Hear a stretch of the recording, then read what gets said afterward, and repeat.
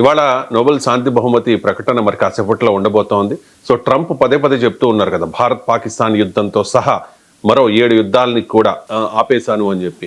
Recent గా Gaza యుద్ధం నిలిపేతకు Israel, Hamas కూడా అంగీకారం తెలిపిన పరిస్థితి. అంటే గాజాలో కూడా యుద్ధం ఆగిపోయింది, దానికి కారణం నేనే అని చెప్పి ట్రంప్ క్లెయిమ్ చేసుకుంటూ ఉన్నారు.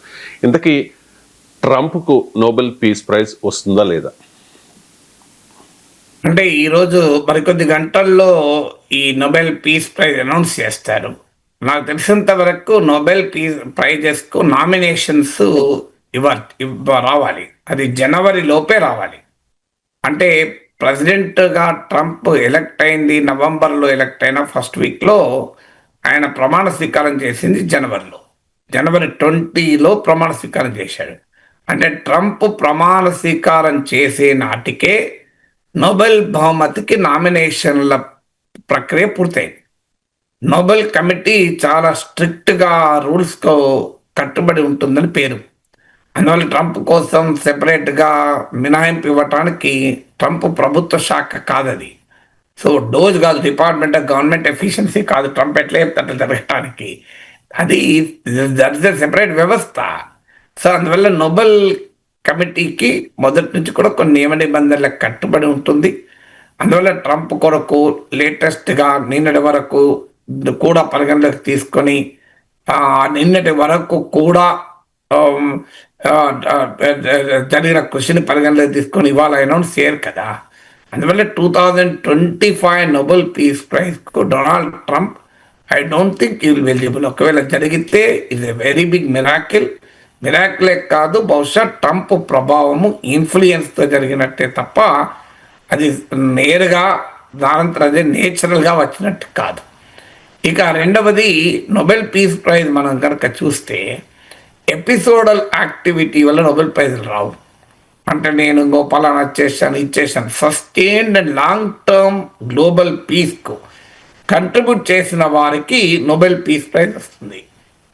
మీరు నోబెల్ పీస్ ప్రైజ్ చరిత్ర కనుక చూస్తే, so there is an history behind Nobel peace prize. Okay, Nobel బహుమతుల పైన తీవ్రమైన విమర్శలు ఉన్నాయి, అవి ప్రో వెస్టర్న్ బయాస్ ఉంటుంది, దాంట్లో ఏం డిస్ప్యూట్ లేదు. మహాత్మా గాంధీ లాంటి వాళ్ళు, బిఆర్ అంబేద్కర్ లాంటి వాళ్ళు, జవహర్లాల్ నెహ్రూ లాంటి వాళ్ళు కూడా నోబెల్ కమిటీకి ఆనలే, వీళ్ళు శాంతి దూతలుగా.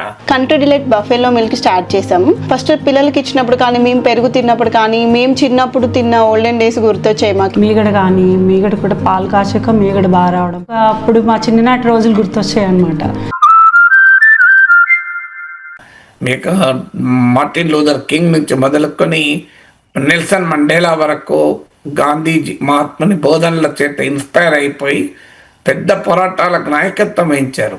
కేవలం భారత స్వాతంత్రోద్యమమే కాదు, మీకు నెల్సన్ మండేలా పోరాటానికి, మార్టిన్ లూథర్ కింగ్ పోరాటానికి గాంధీ మహాత్ముని బోధనలో స్ఫూర్తి. కానీ ఆ బయాస్ ఉంది నోబెల్ కమిటీలో, దాంట్లో డిస్ప్యూట్ లేదు.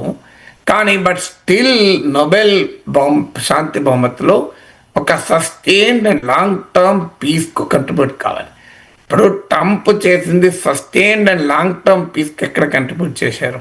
ఇప్పుడు ఉదాహరణకు థాయిలాండ్, కంబోడియా, అసలు అది వారే కాదు, అది వారి యుద్ధమే కాదు. ఎన్ని రోజులు జరిగింది ఆ యుద్ధం? సో అది కేవలం 2 దేశాల మధ్య మిలిటరీ బార్డర్లో కొన్ని కాల్పులు జరిగాయి. ఇప్పుడు మన భారత్ పాక్ బార్డర్లో రోజు అనేక సార్లు జరుగుతాయి, దాని యుద్ధం అంటామా? సో అనేక సార్లు ఇటు అటు కాల్పులు జరుగుతూనే ఉంటాయి. సో అందువల్ల థాయిలాండ్, కంబోడియాల మధ్య జరిగింది యుద్ధం కాదు. మీకు ఆర్మేనియా, అజర్బైజాన్ల ఇష్యూ కూడా వేరు. ఇవన్నీ కూడా చాలా చిన్న చిన్న అంశాలు. ఇవన్నీ ప్రపంచ శాంతికి, ఇప్పుడు ఆర్మేనియా, అజర్బైజాన్ కొట్టుకుంటే ప్రపంచ శాంతి తలకిందులైందా? నగోర్నో కరాబాఖ్ అనే యొక్క పీస్ ఆఫ్ ల్యాండ్ కొరకు ఆ 2 దేశాలు కొట్టుకున్న మాట నిజం. ఆర్మేనియా, అజర్బైజాన్లో నగోర్నో కరాబాఖ్ కొరకు కొట్లాడితే ప్రపంచ శాంతి తలకిందులైపోయిందా? సో ప్రపంచ యుద్ధం వచ్చేంత వాతావరణం ఏర్పడిందా? సో అందువల్ల ట్రంప్ ఎగ్జాగరేషన్ అనేది అది. ఇక ఇండియా పాక్ వార్ పైన న్యూక్లియర్ వార్కు పోయేది, లక్షల మంది చనిపోయేది అన్నారు. సో అది ట్రంప్ ఆపలేదు, మొర్రోని భారత్ మొత్తుకుంటుంది. పాకిస్తాన్ చేత అనిపించుకుంటే సరిపోతుందా? ఉక్రెయిన్ వార్ ఆగలేదు. ఈవెన్ గాజా పీస్ ప్లాన్ కూడా ఇప్పుడు ఫస్ట్ ఫేజే. ఇళ్ళకైనా పండుగ కాదంటారు కదా, ఫండమెంటల్ సమస్య ఇప్పటికీ పరిష్కారం కాలే. మీకు నేను నిన్న కూడా విశ్లేషించాను. హమాస్ డీమిలిటరైజేషన్ ఏంటి, అసలు పాలస్తీనా ప్రజల రైట్ టు నేషన్ ఏంటి, ఇదేది లేదు కదా. నిజంగా ట్రంప్ నోబెల్ ప్రైజ్ రావాలంటే ఇజ్రాయెల్ మీద ఒత్తిడి తెచ్చి 2 స్టేట్ సొల్యూషన్ అమలు చేయించారనుకోండి. ఉదాహరణకు యూదులకు ఇజ్రాయెల్ ఉంది కనుక అరబుల కోసం పాలస్తీనా దేశం ఏర్పాటుకు ఇజ్రాయెల్ చేత అంగీకరింపజేసి పాలస్తీనా ప్రజల రైట్ టు నేషన్ను సాధించి పెట్టాడు అనుకోండి, ఖచ్చితంగా ట్రంప్కు నోబెల్ ప్రైజ్ రావాల్సిందే. ఎందుకంటే దాని 60 ఏళ్ళుగా పరిష్కారం కాని సమస్య, దాన్ని పరిష్కారం చేస్తే నిజంగానే రావాలి కదా, కంపల్సరీ రావాలి. సో అలాంటి ఒక long term and sustainable far reaching contribution to global peace ఉండాలి. ఫ్యాన్సీ నాకు నోబెల్ పీస్ పైన క్రేజీ ఉంది, నేను అమెరికా ప్రెసిడెంట్, నోబెల్ ప్రైజ్ రావాలి అంటే ఎవరు అమెరికా ప్రెసిడెంట్ నోబెల్ ప్రైజ్ కన్నా పవర్ఫుల్ కదా. అమెరికా ప్రెసిడెంట్ ఏం తక్కువ కాదు కదా, నోబెల్ ప్రైజ్ అవసరమే లేదు నిజంగా చెప్పాలని అమెరికా ప్రెసిడెంట్కు. బట్ ఈ హ్యాజ్ ఎ ఫ్యాన్సీ, ఈ has a love for it. కానీ అది వన్ సైడ్ లవ్గా ఉండకూడదు కదా. అందువల్ల 2025 అయితే I don't think Trump will get Nobel prize. Trump ఒకవైపు పోనీ ట్రంప్ నిజంగానే వరల్డ్ పీస్ కంట్రిబ్యూట్ చేస్తున్నాడా? ఇరాన్ పైన ఇజ్రాయెల్ యుద్ధం చేస్తే దాన్ని ఆపాల్సింది పోయి ఇరాన్ పైన పోయి యుద్ధం చేసి వచ్చాడు.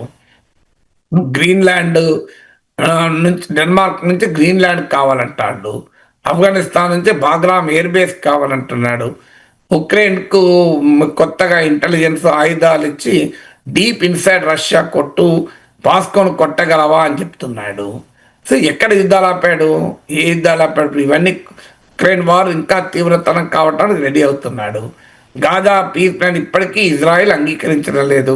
పాలస్తీనా దేశం ఏర్పాటుకు హూతీల పైన, యమన్ పైన దాడులు చేశాడు అమెరికా. సో మీకు ఈవెన్ కెనడాని తీసుకెళ్లి అమెరికాలో కలపమని డిమాండ్ చేస్తున్నాడు. పనామాను బెదిరించాడు. వెనుజులా పైన ఏ క్షణంలోనైనా యుద్ధం చేయవచ్చు. ఇవన్నీ కనబడుతుంటే ఆఫ్ఘనిస్తాన్ తాలిబాన్ ఆల్రెడీ మీరు బాగ్రామ్ ఎయిర్ బేస్ గురించి అలవాటు చేస్తే మేము యుద్ధానికే సిద్ధం అంటున్నాడు. సో వెనుజులాను పూర్తిగా ముట్టడించాడు. ఎనీ మూమెంట్ వార్ కావచ్చు అంటున్నారు. సో అందువల్ల ఆయన ట్రాక్ రికార్డ్ కూడా క్వశ్చనబుల్ ట్రాక్ రికార్డ్ కదా. టెక్నికల్గా ఈ ఇయర్ వస్తుందా, నెక్స్ట్ ఇయర్ ఉంటాడానికి కాదు. ఈవెన్ గ్లోబల్ పీస్కు కంట్రిబ్యూట్ చేసింది కూడా ట్రాక్ రికార్డు కూడా క్వశ్చనబుల్. ఇలా ట్రేడ్ వార్స్తో ప్రపంచంలో బీభత్సం సృష్టిస్తున్నాడు. పీస్ అంటే కేవలం ఆయుధాలు దాడే కాదు. నోబెల్ పీస్ ప్రైజ్ ఉదాహరణకు కైలాస్ సత్యార్థి, మీకు బాల కార్మికుల విమోచనకు పనిచేసిన కైలాస్ సత్యార్థి ఫౌండేషన్కు, అలాగే మీకు ఆఫ్ఘనిస్తాన్ బాలికల విద్య కొరకు సాహసోపేతంగా తాలిబాన్ దాడులకు నిలబడ్డ అమ్మాయికి కూడా మీకు నోబెల్ పీస్ ప్రైజ్ వచ్చు. వాళ్ళేం యుద్ధాలు ఆపలే. నోబెల్ పీస్ ప్రైజ్కి యుద్ధాలు ఆపడమే కాదు, మీకు ఈవెన్ ఇప్పుడు ట్రేడ్ టెన్షన్లతో ప్రపంచాన్ని అతలాకుతలం చేస్తుంటే అది కూడా ప్రపంచ శాంతికి భంగం వాటిల్లినట్టే కదా. అది మీకు గ్లోబల్ ఎకనామిక్ పీస్ కూడా పీసే కదా. గ్లోబల్ ఎకానమీ వాళ్ళ తలకిందులైపోతుంది. డాలర్ 10% పడిపోయింది. ప్రపంచమంతటా కూడా economy, geopolitics, geoeconomics గందరగోళంగా ఉన్నాయి. ప్రపంచ మార్కెట్లు అతలాకుతలం అవుతున్నాయి. ఇది కూడా పీస్, వరల్డ్ పీస్ అంటే కేవలం ఆ యుద్ధాలే కాదు. గ్లోబల్ పీస్, వరల్డ్ పీస్ అంటే మీకు యుద్ధం అనే కాదు కదా. శాంతి అనేది అన్ని రకాలుగా శాంతి ఉండాలి కదా.